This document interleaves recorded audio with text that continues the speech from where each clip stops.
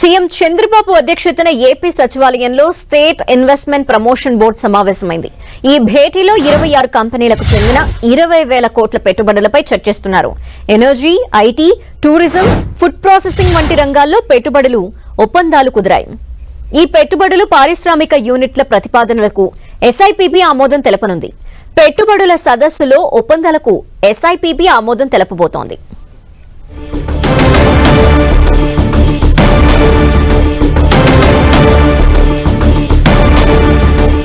CM Chandrababu అధ్యక్షతన AP సచివాలయంలో state investment promotion board సమావేశమైంది. ఈ భేటీలో 26 కంపెనీలకు చెందిన 20,000 కోట్ల పెట్టుబడులపై చర్చిస్తున్నారు.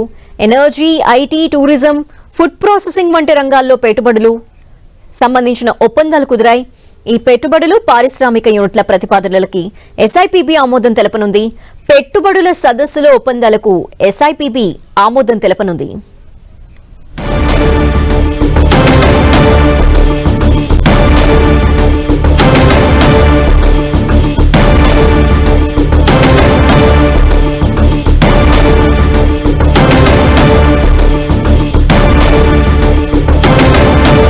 సీఎం చంద్రబాబు అధ్యక్షతన ఏపీ సచివాలయంలో ప్రస్తుతం స్టేట్ ఇన్వెస్ట్మెంట్ ప్రమోషన్ బోర్డు సమావేశమైంది. ఈ భేటీలో 26 కంపెనీలకి సంబంధించి 20,000 కోట్ల పెట్టుబడులపై చర్చిస్తున్నారు. Energy, IT, tourism, food processing వంటి రంగాల్లో పెట్టుబడులకు సంబంధించిన ఒప్పందాలు కుదిరాయి. ఈ పెట్టుబడులు పారిశ్రామిక యూనిట్ల ప్రతిపాదనలకు ఎస్ఐపిబి ఆమోదం తెలపబోతోంది. పెట్టుబడుల సదస్సులో ఒప్పందాలకు సంబంధించి ప్రస్తుతం ఈ ఎస్ఐపిబి ఆమోదం తెలపబోతోంది.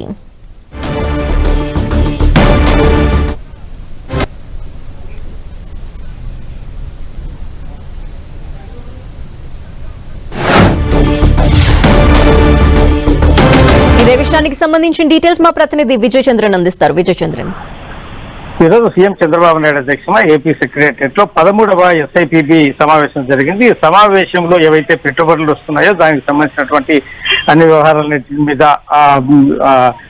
ఈ సమీక్ష చేయడం జరిగింది. ఎస్ఐపిబి అంటే చంద్రబాబు నాయుడు బ్రాండ్ తో ఈ పెట్టుబడులన్నీ వస్తున్నాయని చెప్పేసి మంత్రులు చెప్తున్నాడు. ఈ రోజు చూస్తే కనుక 20,444 కోట్ల రూపాయలకు 26 సంస్థలతో ఏవైతే గనక యూనిట్ల ఏర్పాటుకు ఆమోదం తెలిపారో దాని మీద ఈ సమీక్ష చేశారు. తద్వారా 56,278 ఉద్యోగాల కల్పన జరుగుతుంది. అంతేకాక స్పీడ్ ఆఫ్ డూయింగ్ ఏదైతే ఉందో దాని మీద కూడా దృష్టి పెట్టడం జరిగింది. 45 రోజుల్లో ఎంఓయూలు గ్రౌండ్ అయ్యేగా చర్యలు తీసుకోవాలని చెప్పేసి చంద్రబాబు నాయుడు అధికారులనైతేనేమి మంత్రులనైతేనేమి ఆదేశాలు జారీ చేయడం జరిగింది. విశాఖపట్నంలో జరిగినటువంటి సిఐఐ సమ్మిట్ కు వచ్చినటువంటి పెట్టుబడులు ఏవైతే ఉన్నాయో ఆ సమీక్షలో దానికి సంబంధించినటువంటి వాటి మీద కూడా ఈ చంద్రబాబు నాయుడు సమీక్ష చేశారు. పోర్టల్ ఏర్పాటు చేసుకోవాలా, దాని మీద ఒక నిరంతరము దాని మీద మంత్రులు అయితేనేమి అధికారులు అయితేనేమి దాని మీద సమీక్ష చేస్తూ ఉండాలా. ఎక్కడికక్కడ ఎటువంటి లోటుపాట్లు ఉన్నాయి, ఆలస్యం జరిగినా కూడా దానికి సంబంధించినటువంటి చర్యలు వెంటనే తీసుకోవాలని చెప్పడం జరిగింది.